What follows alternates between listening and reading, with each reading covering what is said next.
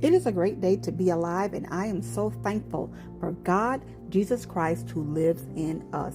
In today's video titled Netanyahu and the Single Gunshot, I'm going to be sharing a dream that I had on January 16th. But before we get started, I'm not a financial advisor. Nothing that I'm sharing is financial advice. I'm simply sharing dreams, visions, and interpretations that I feel God has given me as it relates to crypto. Now, let's get into the video.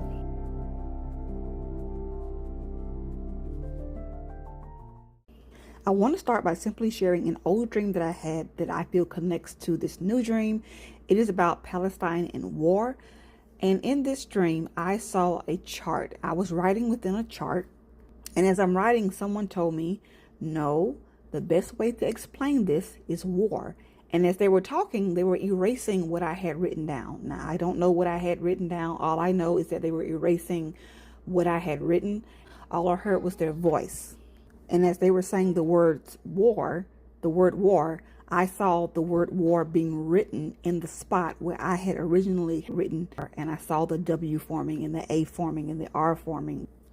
So based on this dream alone, I knew that this had to do with Palestine and something to do with the war. At this point, everybody understood what was going on with Israel and Hamas and, everything with October 7th.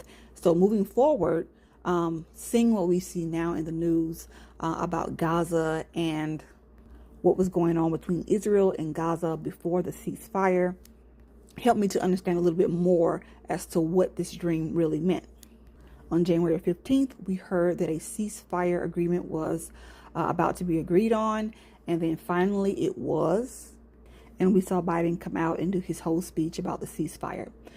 Then on January 16th, I had this dream about Netanyahu. In this dream, the setting was at night. I saw Netanyahu sitting on the right of me, and to the left of me was a lady. She was interviewing him. I don't know what they were talking about. They were just doing an interview, and the people behind them, there were a crowd of people behind them, standing, listening to what was said during this interview. And then I heard a single gunshot. I heard the gunshot, and it looked almost as if I saw something crack, like a glass crack in between Netanyahu and the interviewer. And then I saw everyone hit the ground. Everyone went down. Netanyahu went down, the interviewer, the people in the back, everyone went down to the ground. And then within a few seconds, I saw everyone slowly stand up. And so I'm thinking to myself, why are y'all standing up? Run. Stay down. It doesn't make sense to me that you would stand up not knowing where it came from. It's dark. It's nighttime. And so at this point, I saw Netanyahu begin to rise up slowly. And at the top of his head, for whatever reason in the dream, he didn't have any hair in the top. At the top of his head, I saw blood. And so I looked, and at this point, I'm now looking him in the face, like up close and personal, like in his face, and he has this shocked look on his face. And so from the look, I could not tell if he was hit and he knew it, or if he was just simply in shock because of what had just happened. And that is where the dream ended. I woke up from this dream and began to think on it, and I'm thinking to myself, well, Biden has announced that the ceasefire deal is a go. Everything is good. So what is this dream about? Everything should be good come January the 19th. A few hours later, I get a notification, and I'm seeing there's news about Netanyahu not wanting to move forward with this ceasefire deal because of some terms that had not been fulfilled on Hamas's part. And then finally, the ceasefire deal was approved by Netanyahu and his cabinet. It was set for January the 19th.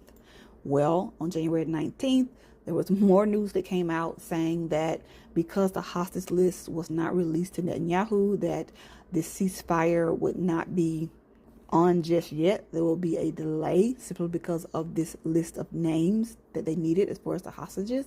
And then within a few hours, that was finally given to them, and the ceasefire was no longer delayed, but everything was now in full effect. So as I shared before, January 19th was a date that I derived, and I did a video on that showing how I derived the date of January 19th, and that date I derived on January the 14th.